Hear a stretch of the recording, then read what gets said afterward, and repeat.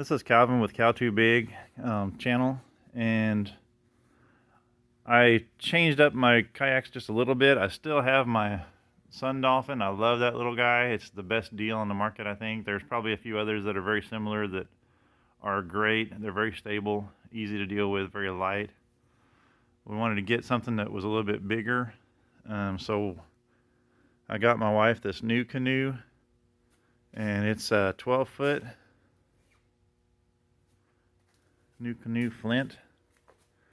It has an optional pedal system, pedal powered, that you can get. The dealer said that they have issues with the rusting in the cable that drives the propeller, so they recommended not getting that. They didn't want to sell that to me, but I would like to have tried it, but that's okay. I'll try that in the future when they have some improvements made.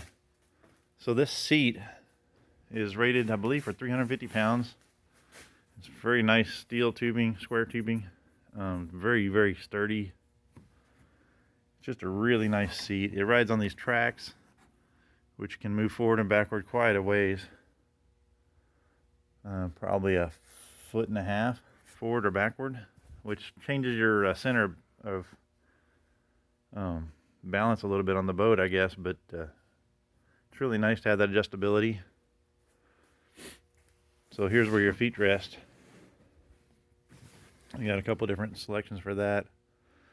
It has some storage, but it's way back at the back.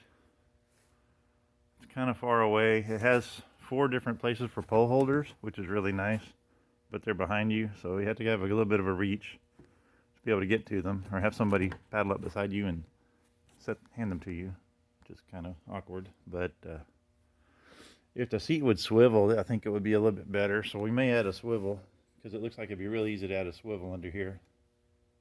I think that would work really, really well. All in all, though, this is a very stable kayak. You can stand up in it. You can turn fairly easy. Not quite as easy as my little Sun Dolphin, but it's really nice. I've seen these videos where they have this particular kayak in the surf on the ocean, and the holes are so big here that the water pours out really fast, even in a big surf. It seems like a really good kayak for almost any kind of water, except maybe white water. It might be a little too long and not quite maneuverable enough for that, but very, very stable. The handles on the side are really nice, real sturdy, and you can snap your paddles into there. Works really well. It has a lot of options for mounting additional pieces, the little tracks, also some places to hang things. So there's also a place to put the rod tips right there, so you can store the tips of your fishing poles right there, which is really, really nice. The handles are really good in the front. The back, it has a rope handle, but it feels pretty good. Fairly sturdy, solid. It's not hollow plastic. And they also make a dolly that will go into the hole in the back.